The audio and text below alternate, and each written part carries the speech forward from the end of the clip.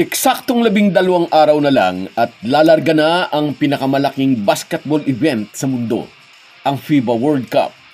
Nasa huling stage ang preparasyon ng Gilas Pilipinas.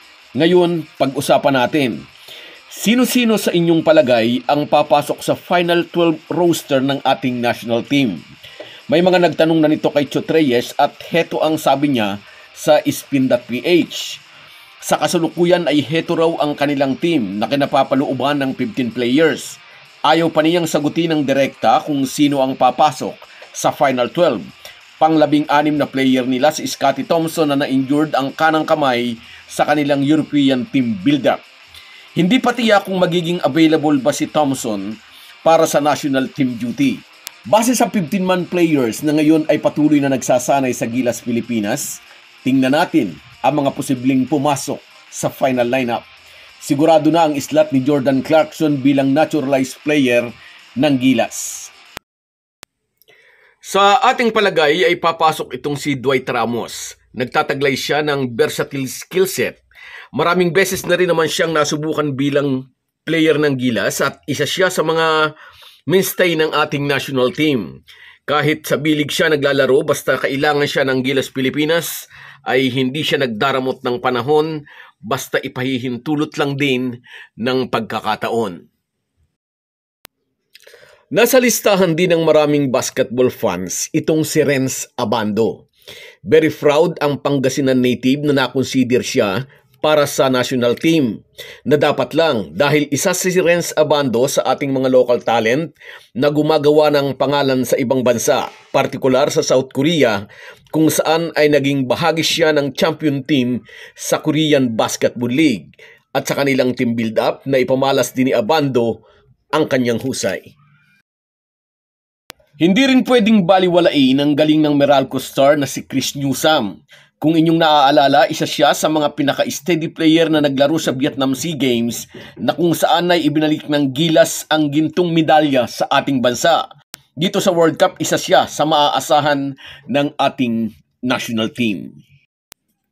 Dapat pa bang i-memorize yan? Si Clarkson pa lamang ang nakasisiguro sa isang spot sa Final 12 roster ng Gilas Pilipinas.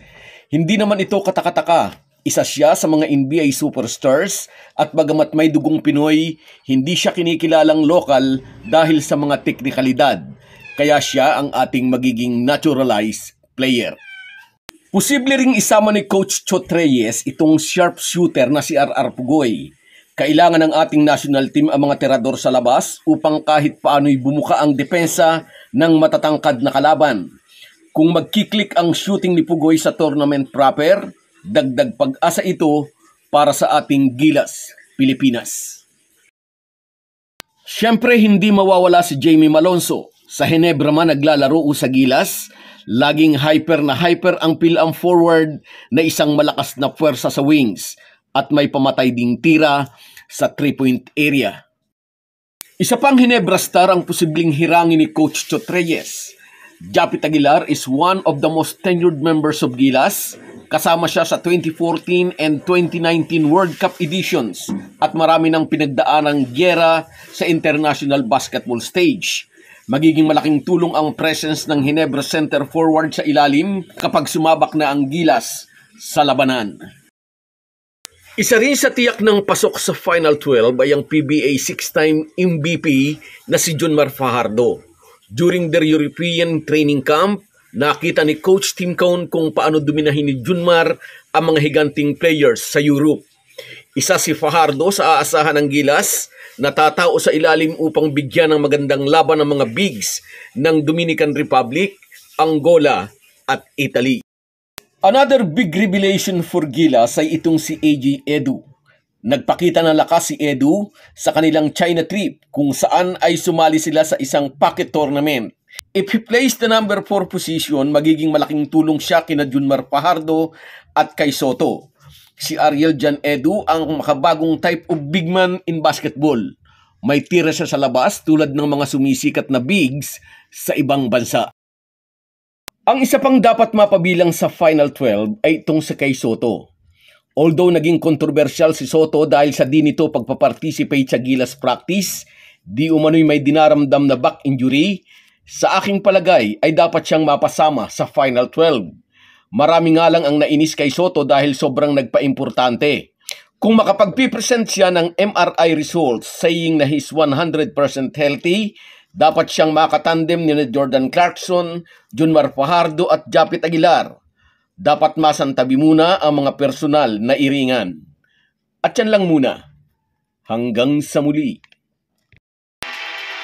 Bago tayo magpaalam ay mag-shoutout muna tayo. Shoutout kina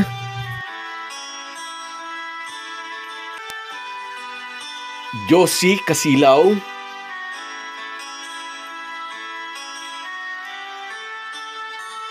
Juan Soliege, Rosemary Juan,